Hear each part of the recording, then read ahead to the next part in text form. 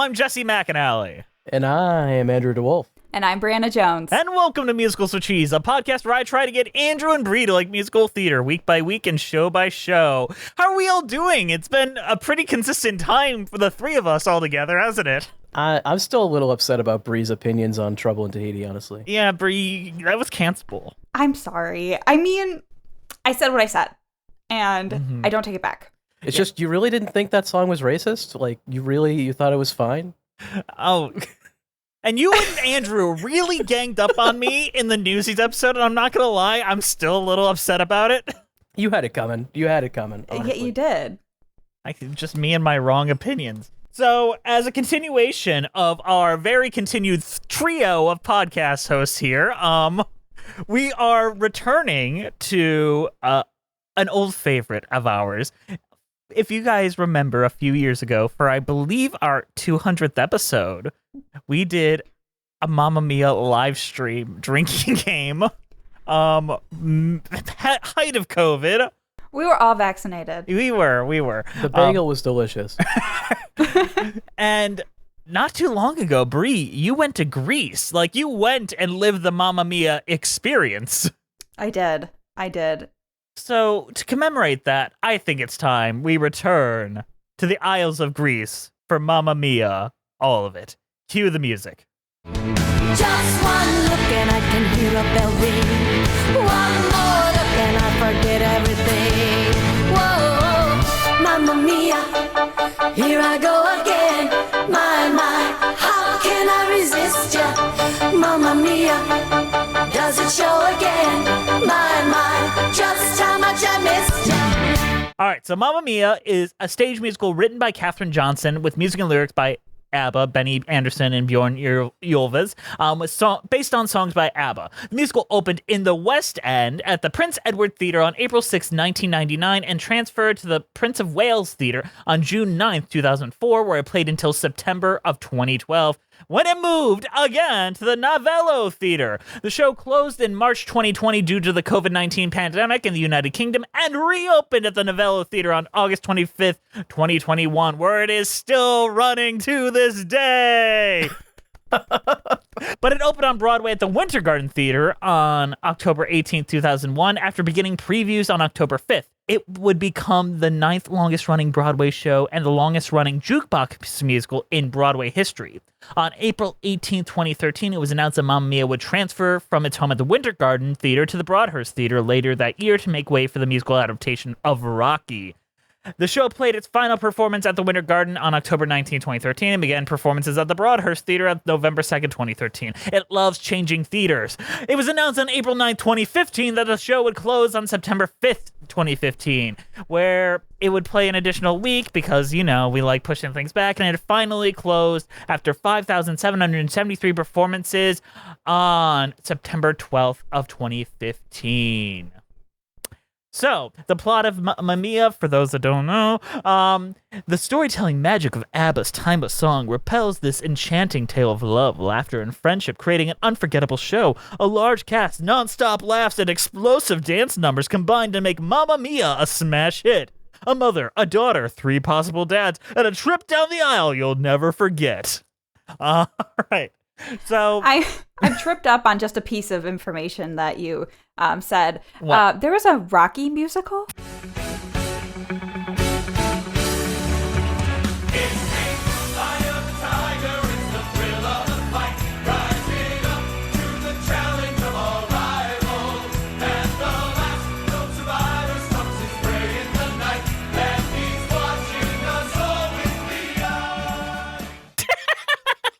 Yes, starring Andy Carl. It was not particularly good. I'm pretty sure. When are we watching that? Because we like good things here. I remember it started in Germany, specifically, and it sounded really cool in German, and it was Drew Sarich, and then they bring it to America, and, when the title song is Rocky Fight from the Heart and like this pop opera ballad, and there's like slow motion boxing and a ring that spins around, I'm like, y'all have not much to offer. Some people really heavily defend that musical. I did not love it. It was not my jam. It would probably be better if Sylvester Stallone was in it. Budweiser, you created a monster, and they call him Frankenstein. Have you missed these tangents, Bree? I mean, no, you've been here all this time. Cut that, Andrew. Cut that. Bree, what did you think of Mamma Mia, the stage show? Because we did watch the original stage show as performed in the early 2000s. We briefly mentioned this before the show, but it felt significantly longer. I do prefer the movie. And this might be a hot take, but I did not like any of the men or their acting in this movie or in this musical. You didn't buy them? I feel like it's easy to play this very samey, and unless you got three charismatic dudes, they're not going to make an impact. Mm-hmm. Because the script is doing them no favors. I was surprised, considering what a big success this is in the West End, how there isn't much for the set. Like, it feels very, I don't want to say cheap, but I'm going to say cheap. Especially in the time of the post, European invasion, Les Mis, Phantom of the Opera, Miss Saigon. It just feels underwhelming visually. But I will say that I appreciate how big like the songs are and the dances are. Like, you have a lot of people on stage, you have a lot of people singing, and I do appreciate that aspect of it. But as it goes, as for the set, it's very, very basic.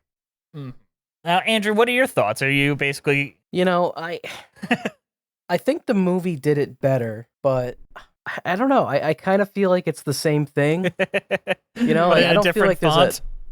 don't feel like there's a huge difference between the two.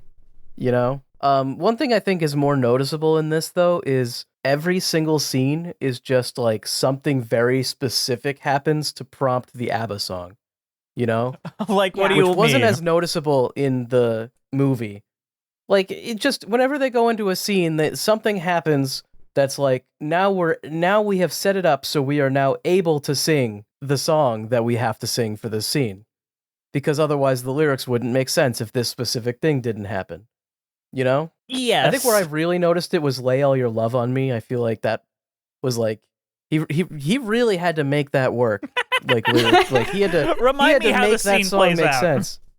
I think he goes down to, I guess it would be the beach.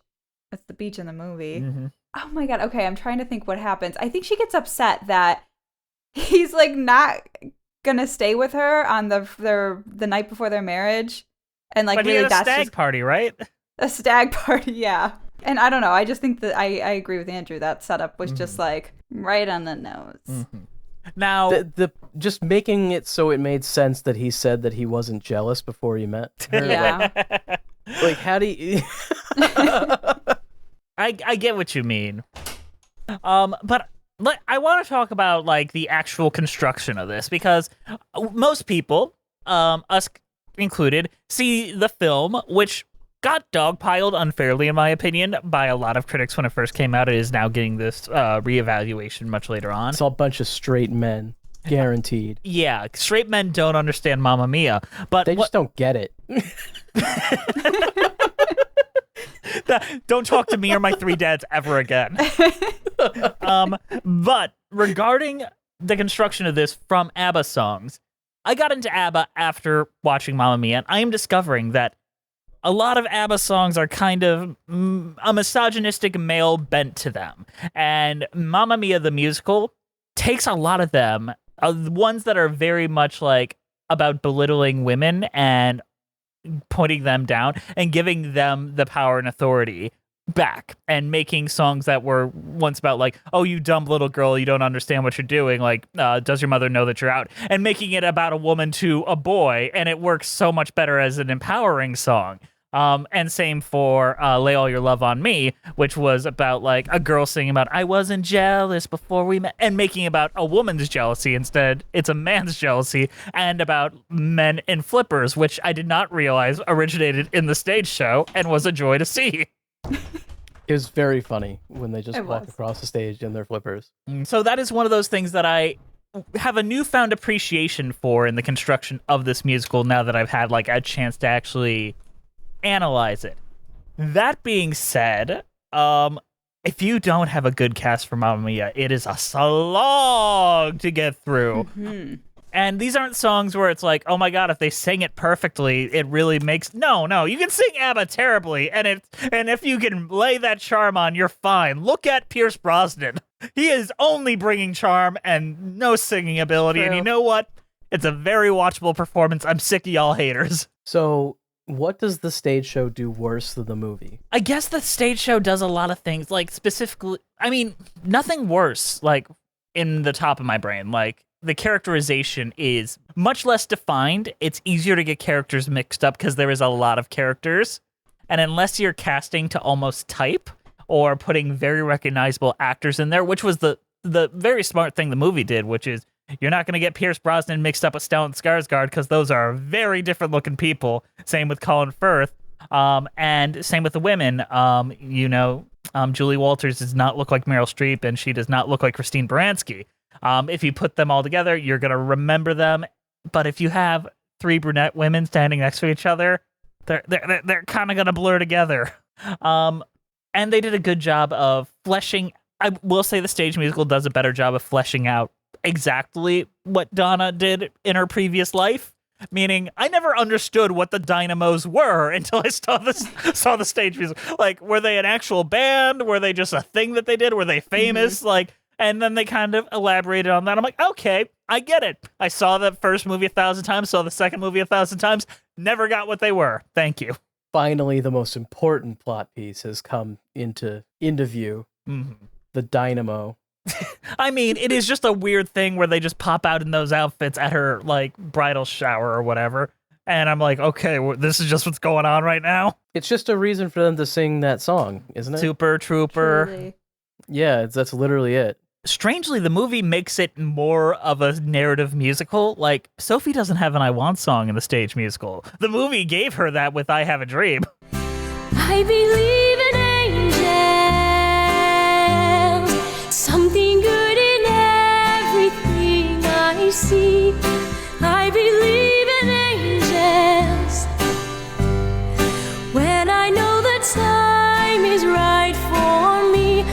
Across the street, I have a dream.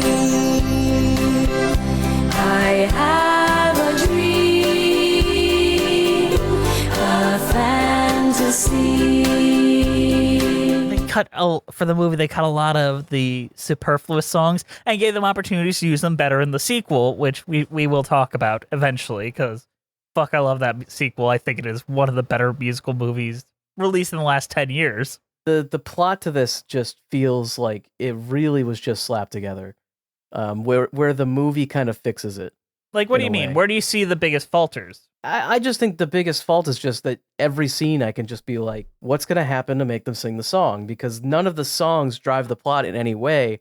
All of the songs are just a reaction to something that's currently happening. Every single time. It's just over and over. Where the movie is still kind of like that, but it's less. I guess. What are your thoughts on that, Brie? I would agree with Andrew, because I am thinking back to, like, I think about the moment where, all three potential fathers walk in, and they greet Sophie, then to immediately, like, go into a song, and she's, like, talking about, like, my mom used to do this, and, like, is this what you did with my mom? And then, so I do, like, agree, like, and then you have, when they're at the beach, lay all your love on me, like, mm-hmm. It just feels like the dialogue sets up the songs, whereas I feel like you have more story and more dialogue in the movie. I agree. And I also feel, for those reasons, a lot of the narrative drive falls apart, especially in Act 1, and the beginning of Act 2. Everything in that middle section is just disrupted. Like, I'm, like, looking at the song list, like, give me a Man After Midnight, and then we have the name of the game in between that and Voulez-Vous. There is no reason for that song to be there, and aside just to give another person another song. And, ABBA, you gotta get the ABBA hits in there. Yeah. I think all three of those songs you just named are basically just there so that they're there. Like, oh, we have to have these songs in there because these are famous ABBA songs. Mm-hmm. Like, Gimme, Gimme, Gimme is just sung at a party, right? Like they're just singing because they're at a party, and they're just like, that's it. Well, no, because they're at a bachelorette party. You got these drunk, horny girls, and then they see three of the hottest men alive: Pierce Brosnan, Colin Firth, and Stellan Skarsgård. And they want that man after midnight. I know this is not for nothing, but you guys, you know what I just discovered? We are recording this episode on the 15th anniversary of the film's release. Oh, wow. What? It was meant to be. This isn't on social media anywhere. Why is no one celebrating Mamma Mia It is also Day? the 15th anniversary of The Dark Knight's release, because this was released as counter-programming to The Dark Knight. And I want to remind everyone right here that the Mamma Mia movie was the highest-grossing film in the UK, and I'm still pretty sure it is. When I was in Greece, there was an outdoor theater that only played Mamma Mia. They played it every night. Okay, I stand corrected, but if you get rid of Star Wars Avatar, it is still very high up there. Yeah. So anything after 2010 has beaten it.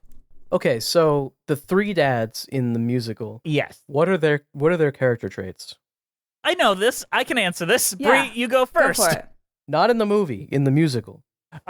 You've got the one that has two sons at home. Yes. Two sons, dad. You Two got sons, the gay dad. one. Gay dad.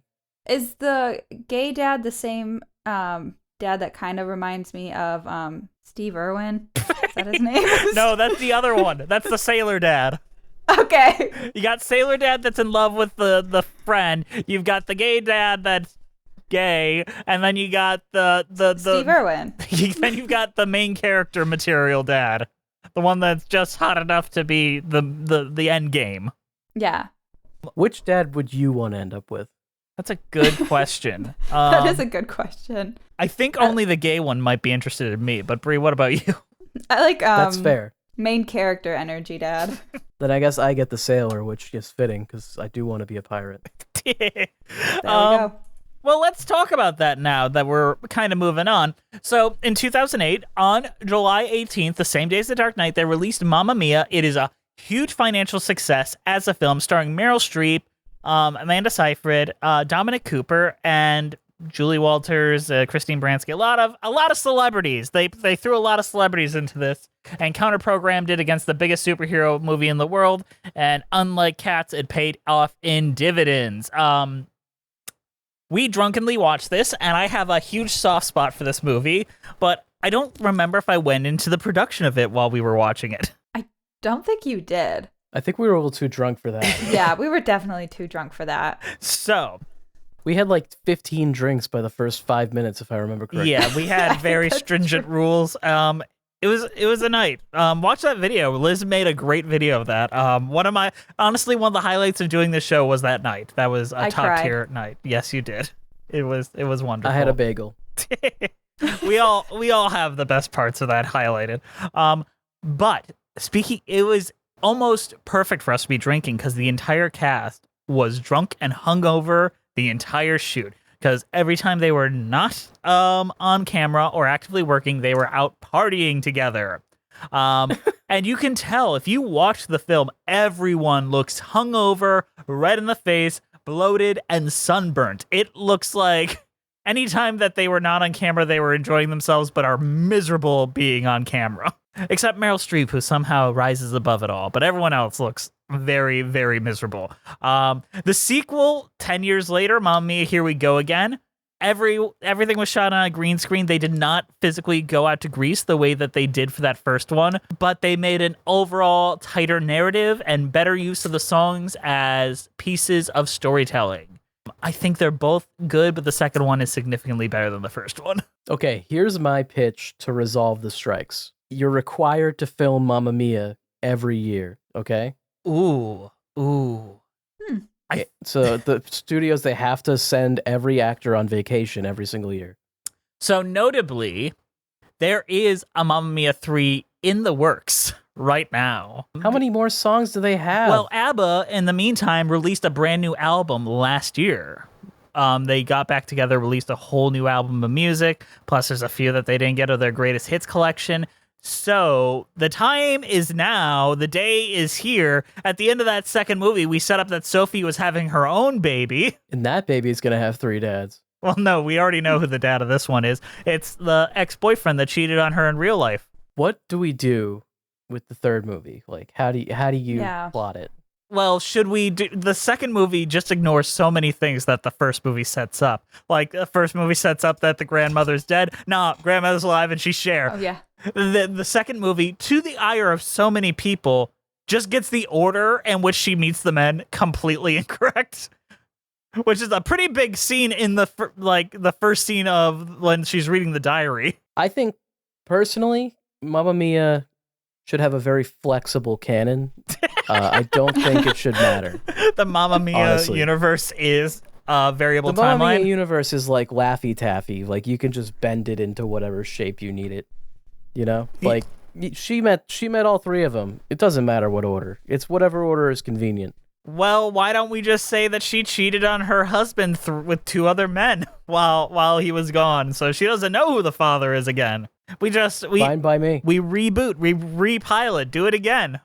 Repilot, bring it in. The dad is dead. Like the normal husband dad is dead, but she's cheated on him with three guys. Do we keep Meryl Streep, Donna, dead, or do we bring her back to life somehow? We bring her back in flashbacks that don't need to be there. But what about Mamma Mia 1.5?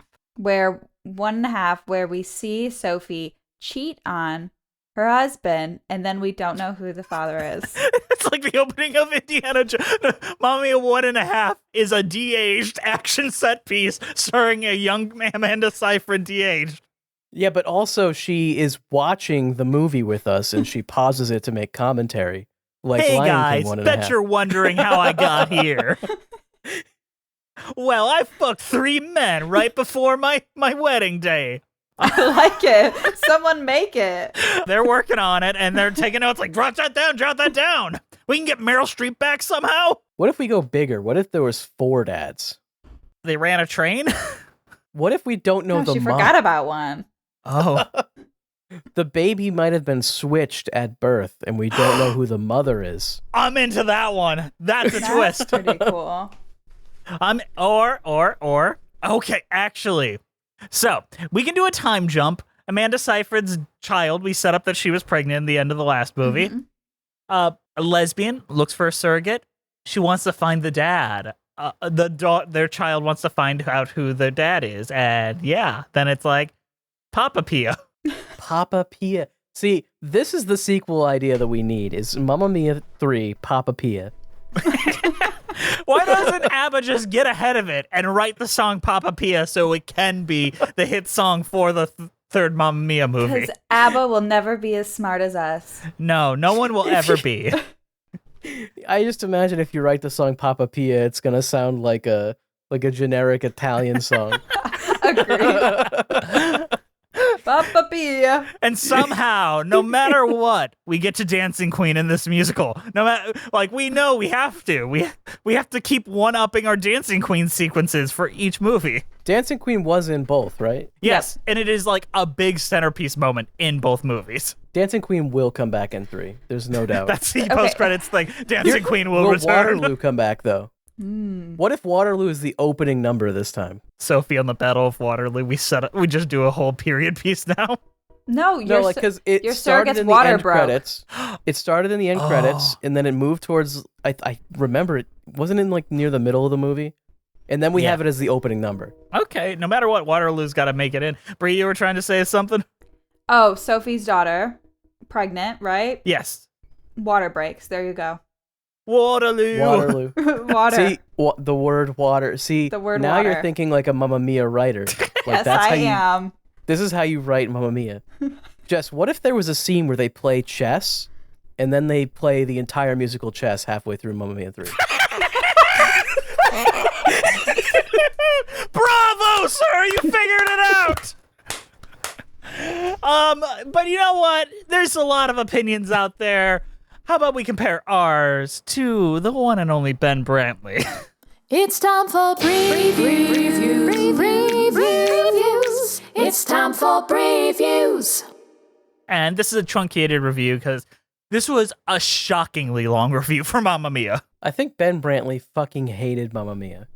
All right, let's see. Give it a read, Maybe Andrew. he loved it. He might have loved it.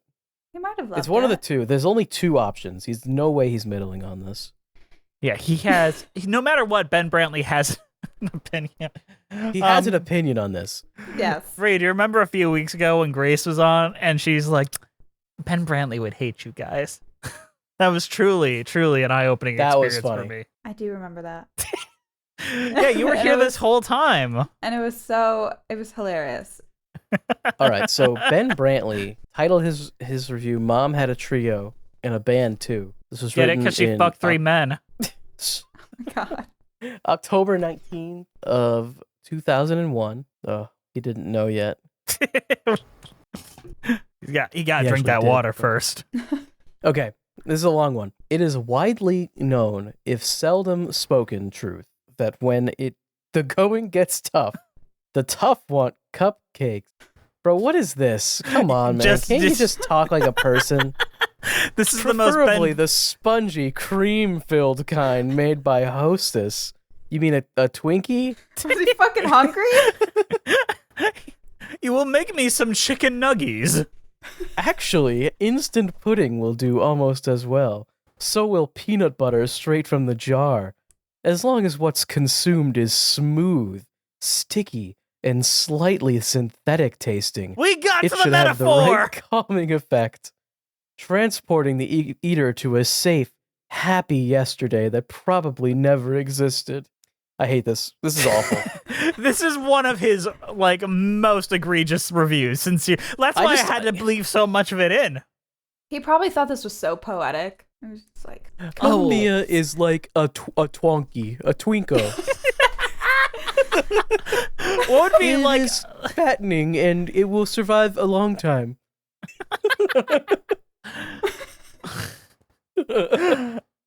Let me take the next one. He just keeps going with this metaphor is the wild thing. Just keep going. Just keep running it. Those in need of such a solace, and who doesn't need that in New York these days, will be glad to learn that a giant singing hostess cupcake opened to the Winter Garden Theater last night. It's called Mamma Mia, and it may be the unlikeliest hit to ever win over cynical, sentiment-shy New Yorkers. That includes the Winter Garden's long-lived previous tenant, a show in which some scrappy cat sang poems by T.S. Eliot. Do you think he likes cats better than Mamma Mia? I don't know. I really don't.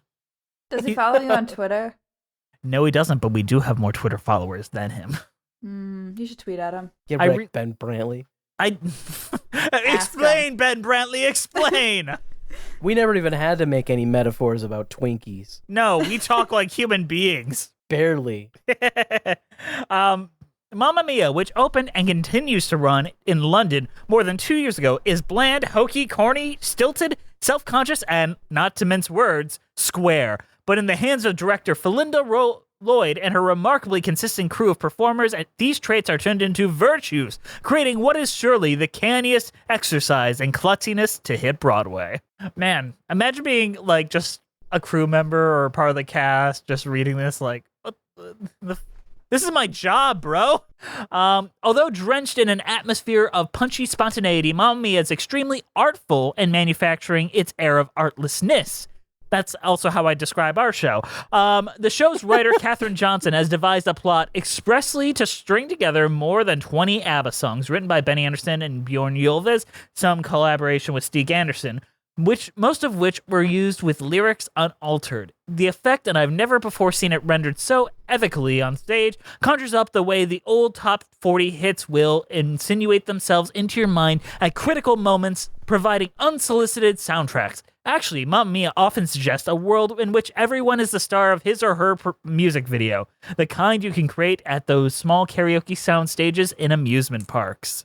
Mamma Mia manipulates you for sure, but it creates the feeling that you are somehow part of the manipulative process, and while it may be widely described as a hoot by theatergoers, embarrassed at having enjoyed it, it gives off a moist-eyed sincerity that it's beyond camp. Now, we all love a Ben Brantley anecdote, right? He'll bring random kids to the theater. He says the wildest shit about his real-life experiences in the theater. Not quite Rainbow Cardigan bad, but pretty bad. The woman who accompanied me to Mamma Mia wore hard-edged black and an air of weary skepticism. At one point, she hissed irritably at me, "I hate the 70s. That was early, though. When the curtain calls came, she was openly weeping and laughing at herself for doing so. She hates the 70s. Who doesn't, man? I don't know. I really thought that everybody loved the 70s. Everyone was doing drugs. They love drugs. Some of the movies were pretty crappy. Yeah, like that Star Wars bullshit. I kind of hate that shit, bro. A lot of the musical movies were specifically crappy. Outside of Fiddler on the Roof, you got like the weird-ass Godspell musical, the Wiz movie. Like, there's a lot of weird 70s musicals. And none of them are that particularly Godspell great. one is pretty fine, though. It's so, like... I love the way that Jesus is Superman. I like how they dance on the World Trade Center. Well, do we agree with Ben Brantley's review? I don't know. Yeah, I don't know what he thinks. I think he thinks that it's sincere and good, but also he thinks that it's sweet and slimy, schlocky, and it's like a Twinkie. He's the guy that says, yeah, Twinkies are good, but like you shouldn't eat them all the time. I would never say that. I think you should eat Twinkies for breakfast, lunch, dinner. Me personally, I think you just shouldn't eat Twinkies. They're not good for you. So don't watch Mamma Mia. No, I think Mamma Mia's fine. Mamma Mia's good for you. Would you compare it to a Twinkie or a bagel? That's one big Twinkie. All right. How about we compare ourselves to the real critics, the true ones? It's time for everyone's favorite game. It's the Letterboxd game. 1 star, 5 star.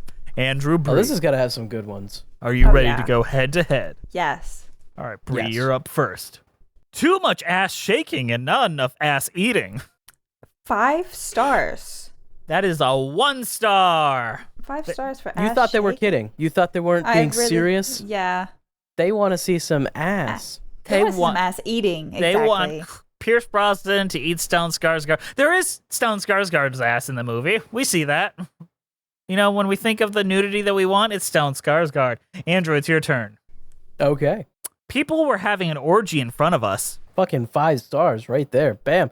You don't even have to review the movie. That's 5 stars. That is a 1 star. This person, he voted for Ron DeSantis. Definitely. All right.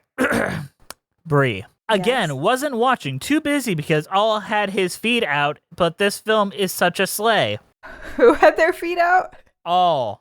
Allie. Allie had their feet out. Okay. Slay. 5 stars. That is correct, but Allie had her feet out. Andrew. Yeah.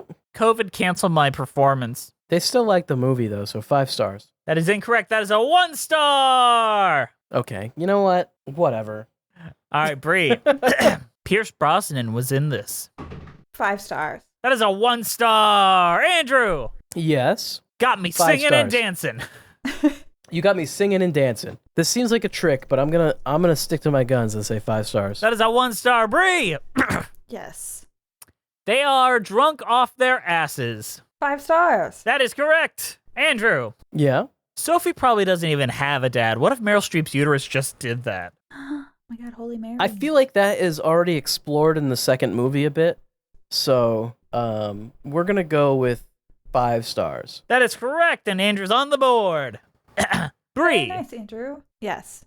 Who says white people have no culture? It's true. This is our culture. 5 stars. That is correct. And Andrew, last question. Okay. I honestly hate this movie, and I have seen it 1,000 times. 5 stars. That is a 1 star. And Bree, you have kicked ass at this week's Letterboxd game. Thank you. But you've beaten Andrew every week for the last 5 weeks. I mean, It's true. It's honestly, I'm pretty sure she's just peeking at the sheet. no, she would never do that. Never. Yeah, I'm not never. A cheater. For sure, never. How about we go into a mid-show, and then we can talk about a lot of other stuff.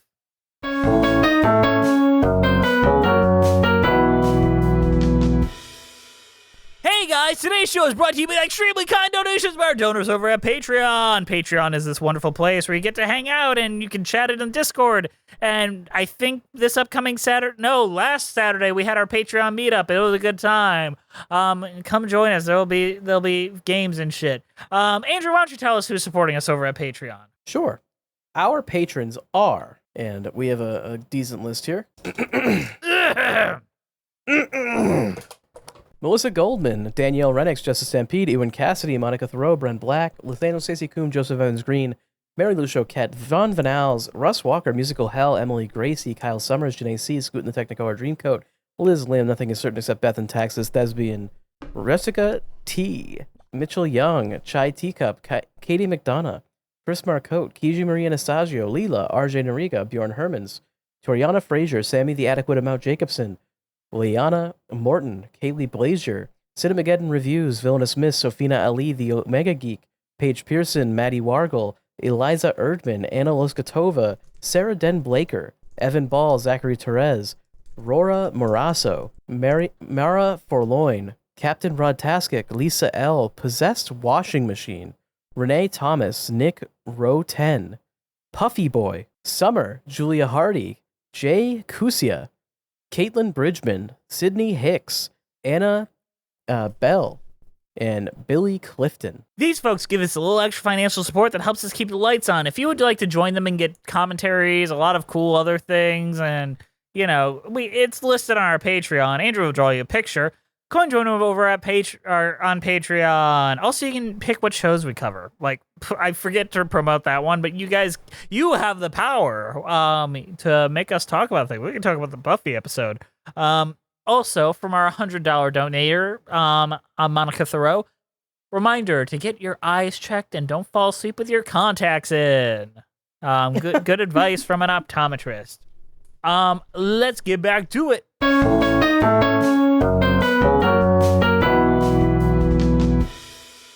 So usually we talk about the songs here, but I want to start this a little different.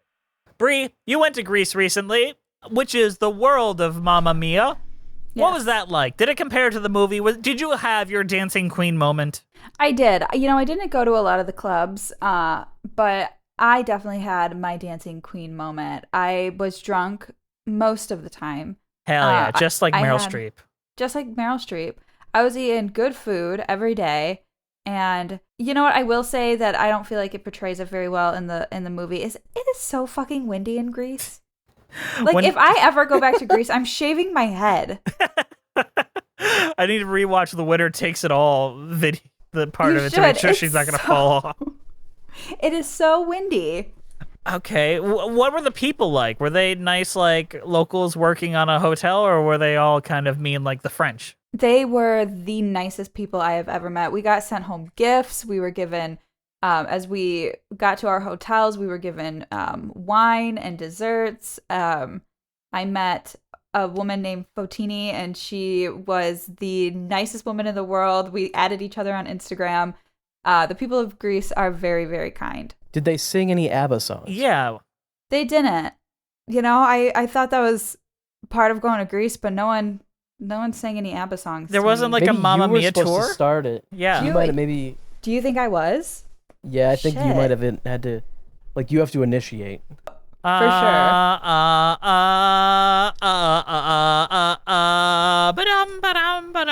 yeah. You can dance. Just on like public transportation, like, you can dance. Hoping everybody would join in eventually. They probably would. At least a couple people. Or they'd look at you really awkwardly and then, like, kick you off the bus. I mean, if you did it in New York, no one would do a goddamn thing. No one would look at you. It would just be another thing happening. They would, like, look for a second and then look back like, no. Exactly. I'm not doing that today. I feel like because Grecian people are so kind, they would not want me to be embarrassed and to sing alone, that they would absolutely join in. And like I said, there was a theater that played Mamma Mia every single night. So is it just like constantly playing like the Popeye theater on the Popeye Island? No, so they it's outdoors, so they played at night. And it's just like what looks like to be a little cafe where they have, you know, drinks and snacks, and you just sit at a table and there's a projector that plays Mamma Mia while you're there. That's fair enough. And it's on the side of a cliff. Okay, that's just actually looking pretty over cool. Looking over the water. Yeah, it was in Santorini. Well, now I need to meet Fini in Fatini in Santorini and watch Mamma Mia. Yes, Fotini is in Santorini. Watching Mamma Mia. Watching Mamma Mia, yes. Yeah, Greece was great. I went to Santorini, and then I did go to Athens. I was on our way out. And then we also went to, I'm trying to think what other island I went to. So it bothers me now that there's a lot of overlap between people going to Greece for Glass Onion as there are for Mamma Mia. When I'm like, Mamma Mia's been there, got a 15-year head start there, Mr. Ryan Johnson. Don't you be stealing our tourists. He's just trying to subvert his expectations for tourism. You know, that's his thing, right? Yeah, I mean, that's really not his thing. He just tells stories, you know. Same as any other narrative filmmaker. Well, I'm talking like the internet says that's his thing. Oh, so no, his thing is that he killed Star Wars. Oh, God. Oh, I thought George Lucas did that back in, what year was it, like 1976? What year did Star Wars come out? 77. 77, pardon me. George Lucas literally killed Star Wars when he retitled it A New Hope. That's true. Star Wars is actually dead. Yeah, that film does not exist. It is forever A New Hope.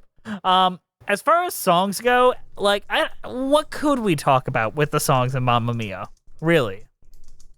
Well, I love ABBA. You do? Yeah, I think that they're great. I enjoy their songs. I think that this show doesn't have all their bangers in it. What the fuck? You know, like, some of these songs are just kind of in here. Like, where's the bangers, you know? What do you mean? The bangers Which are all bangers here. are missing? Which bangers are missing? Why is Waterloo in the credits? Okay. Why is it's in the musical proper on stage. Come on. There's a beach. The word water is in it. You can make it work. Is Waterloo even in the...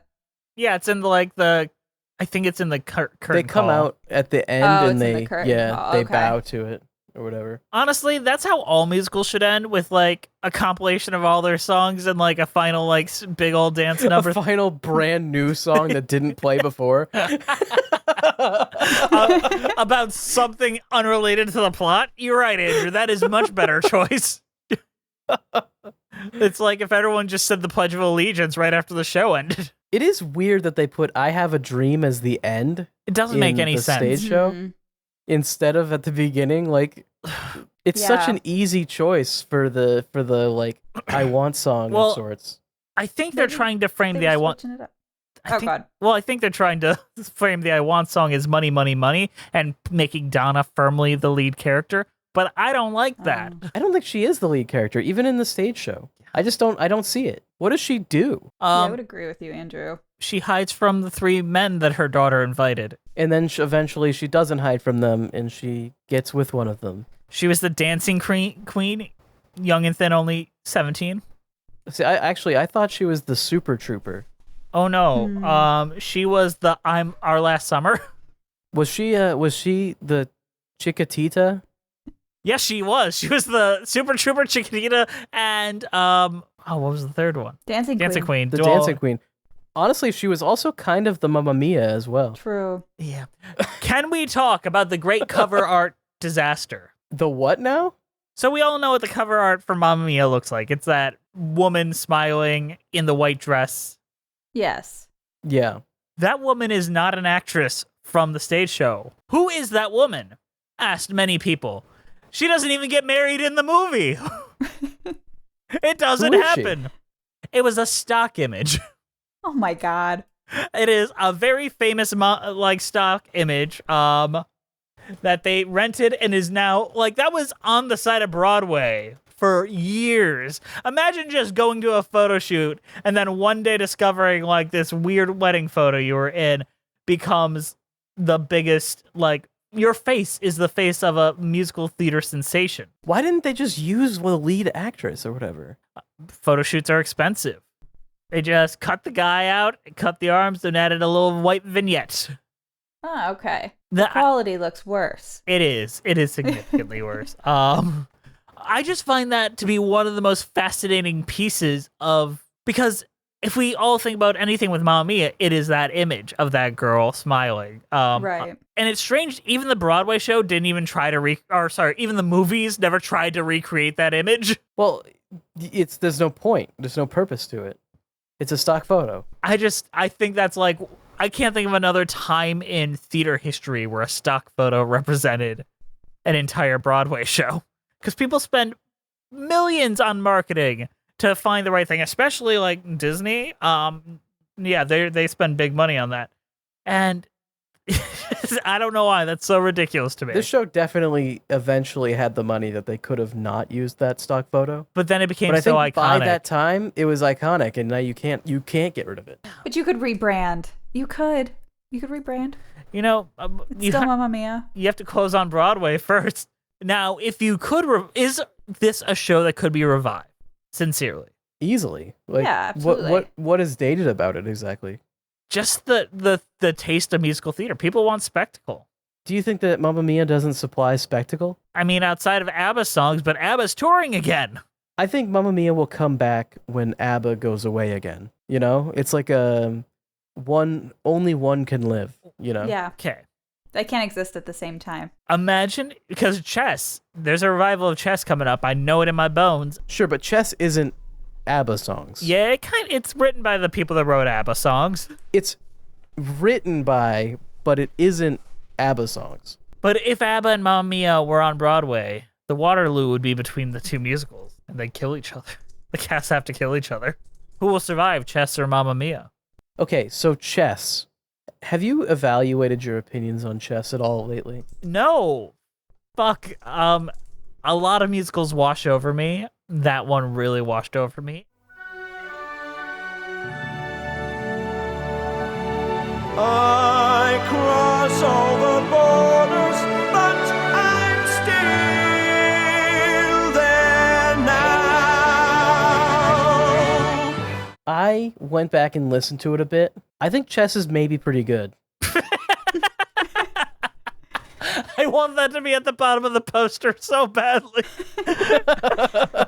The viral marketing quote. I think Chess is probably pretty good. I don't know. I haven't like rewatched it or anything, but I kind of like listened to some of it and I was like, the problem with Chess is not the score. It is 100% the book and the way they tell the narrative. They need to fix that up if they're gonna revive it. Because it's been rewritten 900 times and no one knows which version to watch. But Where I Want to Be and Anthem still fuck. It's true. And I think that there is a great show buried in there. It's just in the wrong places. They need to focus more on the chess and less on the weird Cold War thing. But we're about to be in another Cold War. I feel like that's entirely what they're going to focus on. Oh, God. Aren't we in the same Cold War we were before? I guess. Has it ever really ended? 1991, it officially ended, according to my social studies teacher. Oh, officially ended. What, because the USSR stopped existing? Like Russia's not still there? I don't pretend to be. I'm a musical theater expert, and even that has like a 500 asterisks. Oh, come on. Musical theater experts need to know about world events. I mean, you've seen chess. You should be a Cold War expert. I hate to go back to old episodes, but the new Broadway revival of Camelot, completely rewritten by Aaron Sorkin, and they just removed the magic, but kept it. They just focused it even more to make it about the room plot. Got rid of Merlin, all the magicians, all the fun magic shit, just to focus on, oh, my wife's cheating on me melodrama. I'm sorry. I'm so sorry. Bree. Yes. Do you want to talk about slipping through my fingers? I watch her go with a surge of that well-known sadness, and I have to sit down for a while. The feeling that I'm losing her forever, and without really entering her world, I'm glad whenever I can share her laughter, that funny little girl. Slipping through my fingers all the time, I try to capture every minute, the feeling in it, slipping through my fingers all the time. Do I really see what's in her mind? Each time I think I'm close to knowing, she keeps on growing, slipping through my fingers all the time. What about it? No, that wasn't the song that made you cry. It was My Love, My Life from the sequel. I'm sorry. Yes. That was the song that made me cry. And I don't want to rethink that. Okay. But we could talk about it. Slipping Through My Fingers is kind of like what I imagine is what every daughter dances to her father at her wedding. Like, that's the song the theater girl puts in as the first dad-daughter dance. I could definitely see that as a theater girl's first dance with her, or father-daughter dance. Because what's the alternative? Like, what's that shit song? Well, I've been changing. That song from that John one lady. Mayer, Daughters. Yeah, there's so many garbage father-daughter first dance songs. I shoot so many weddings. I like this one. This song, I can at least enjoy the song while it's playing. Yo, just pick the ABBA song. Like, what are you fucking doing picking anything John else Mayer? but ABBA? True. Sincerely, I've told friends of mine this. If you don't play Dancing Queen at your wedding, I won't be dancing at your wedding. That is the only reason why I will get up and dance, is because I want to be the Dancing Queen for 3 minutes. Wait. But what if I played Super Trooper? No, I'd sit down. Because really? Sit down? You want to get up with me and Andrew? If it was the three of us? If it was the three of us? Super Trooper? Yes. You wouldn't go up with me and we would go, baba. I would do that.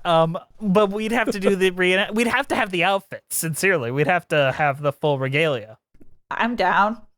I like that outfit. See, I wouldn't want to be the dancing queen at a wedding. I would want to be the Chiquitita. You're right. But you'd like to be the Chiquitita? What is the Chiquitita? It means little girl in Spanish. Oh. What the? Yeah, Little Girl Don't Cry. I feel like the song is about like their daughters or something. Because do we know this about ABBA, that they were just two married couples? Like, yes. And then they divorced, and every song is about their marital strife in somehow or another. Wait. Yeah, I mean, good for them. Together as a band while they both got divorced. Yeah, that's why they broke up for a very long time, and why it's such a big deal that they're kind of together right now. That's actually really great. Did they get big after or before the divorce? Before. Okay, so what album was it? I don't know. I don't know that one, but I know like it. I want to listen to a before and after. I want to get like a comparison. The thing is, they did ABBA in so many, like they translated to so many different languages and all that. Like you can't read tone into any of this. And at the end, they were just kind of going through the motions. But I did enjoy their new album. Like it does feel right up there with all the rest of the songs, though. It doesn't feel like they missed a beat over 20 years. They don't sound old, though. No, they don't. That's interesting. I haven't listened to their new album, but they did divorce in 1980 and then 1981. Okay, so one then the other. Wait, so it was one after the other? It was one right after another. Do you think one of them cheated on them with the other one's wife, and it just kind of... Now that's a movie. That's the Mamma Mia 3. So what albums came out around the 1980s is the question. Let's take a look. Let's unpack ABBA's... And just one ABBA fell. God, we all know this. Everyone knows this, you idiots. I just wonder if The Winner Takes It All was on the album right after the divorce. Does Your Mother Know That You're Out came out right when they found out he was cheating. Their last album was in 1981. Super Trooper was in 1980. Okay, so the divorce, they stopped. Yes, they stopped after the divorce. Then came back in 2021 for Voyage. Hell yeah. Way to put that anger aside. Yeah, for money. For money! For money. You know, way to do it. You gotta come out of retirement for it. It's been so long though. They probably just don't even care anymore. Yeah, they're probably remarried. Let's take a look. Benny and Bjorn, have they tied the knot with someone else yet? Well, this is like the Real Housewives of ABBA. Yeah, he married a woman in 1981, and they're still together. Wow. So a year later? Yeah, like literally, this might have been the other woman. Kept it Swedish though. Mona Norcliffe. Interesting. I feel like there's probably a lot of ABBA lore we could get into. Well, this is okay. Let's go into this. So Bjorn Ylvis, probably butchering that, married his second spouse, Lena Calariosio, in 1981 and separated in 2022. I think hanging out with your wife on tour might have caused some issues for old Bjorn here. Uh-oh. Oh yeah, and this is all just speculation. You know, we're deep in the ABBA lore now at this point. We are. Yeah, and both women got remarried and are living their best life. Good for them. They're still looking great. Everyone looks good. How old are they now? Let's find out. I think they have to be in like their late 60s, early 70s. 76 is Benny, and the ladies are 77 and 73. Wow, good for them. Killing it. And they look incredible. Like, they don't look like kids, but they look like they age beautifully. Love that for them. You know, much like a cheese, they age beautifully. Speaking of that, what is our overall thoughts on Mamma Mia and our cheese ratings? Watch Mamma Mia, but skip to the good one and just go to the movie, not the stage show. And then watch Mamma Mia 2. Here we go again. And cry. And cry. And eat a bagel. You will cry. And eat a bagel. I'm going to give this a feta cheese, as I probably did previously, but I had a lot of feta cheese in Greece. So there you go. Feta cheese and Greece. Andrew, what about you? I think the stage show is a bit clunky, and it's hard to recommend it when the movie exists, really, because it's just... I guess if you're able to see it live in person, maybe it's worth.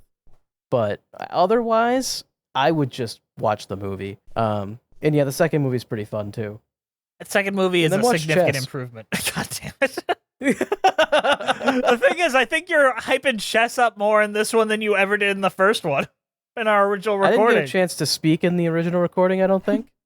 We gave Brent the mic because he had everything to say about chess and we had nothing. He had a lot of opinions just like, on chess. You go.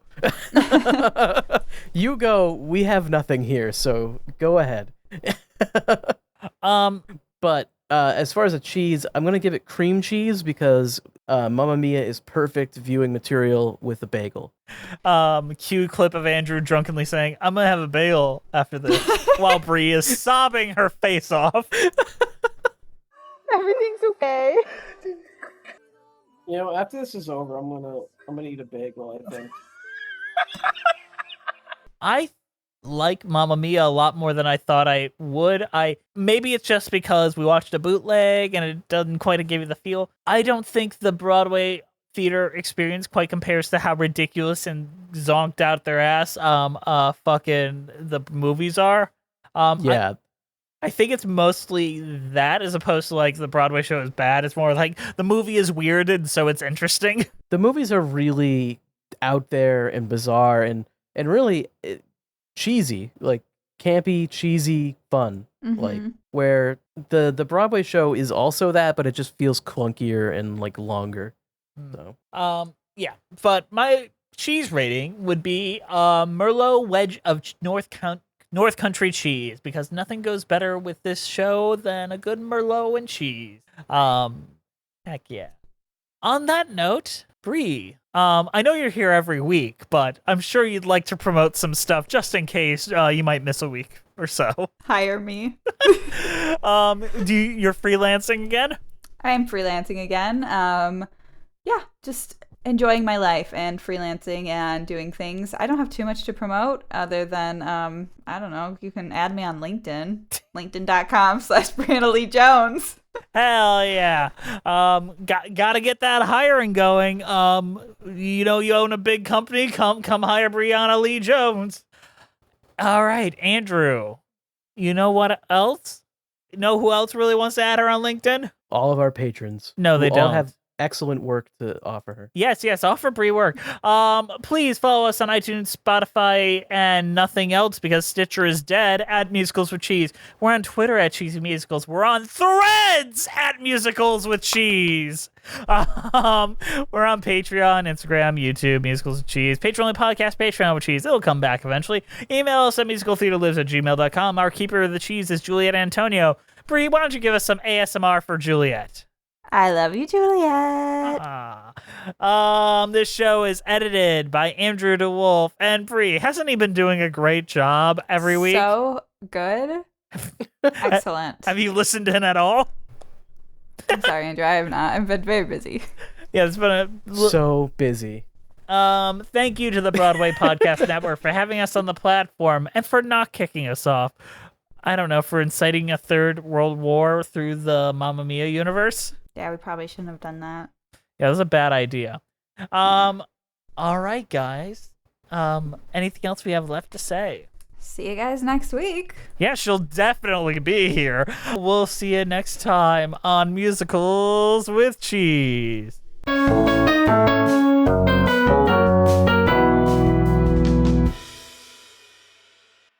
You can change your mind, but